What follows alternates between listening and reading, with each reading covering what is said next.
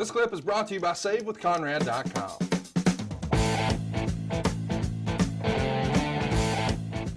Tells a story in his book about losing his phone.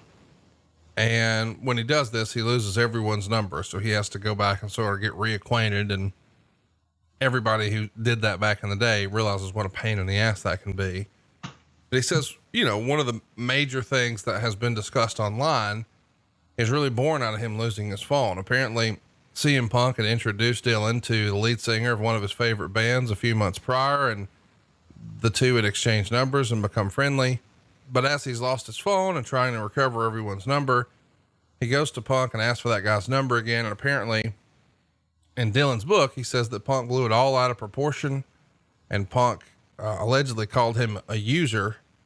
And Dylan said it feels like such a weird thing to get angry about, but he writes this about Punk. I think no matter what he got, it would have never been good enough. He could have been successfully defending the WWE title in the final match of WrestleMania, where he would be the one to break the Undertaker streak. And still he would have found something to complain about. So clearly major falling out here with Punk and Swoggle. How does that line up with your memory of Punk, and what do you make of their falling out?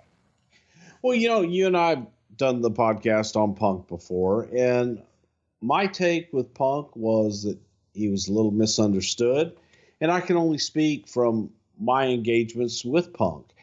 I never had a problem with the guy.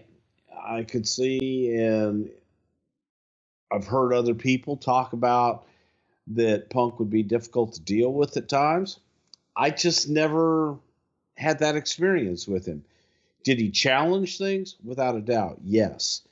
But if you were able to sit down and talk to him like a human being and work through it,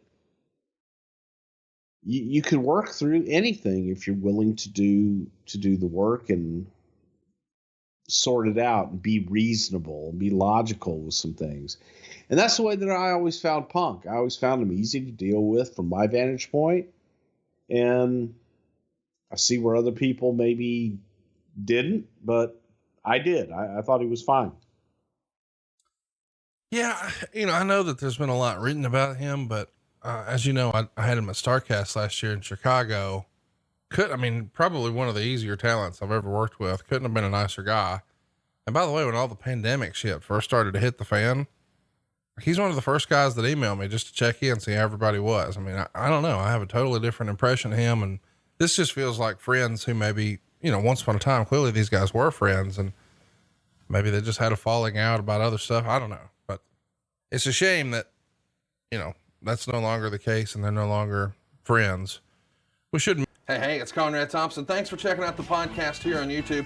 Be sure to hit the subscribe button and the notifications bell so you get a notice anytime we upload some new content. And go save yourself some money right now. If you're in a 30-year loan or you have credit card debt, it's not a matter of if I can save you money. It's a matter of how much. Find out right now for free at SaveWithConrad.com.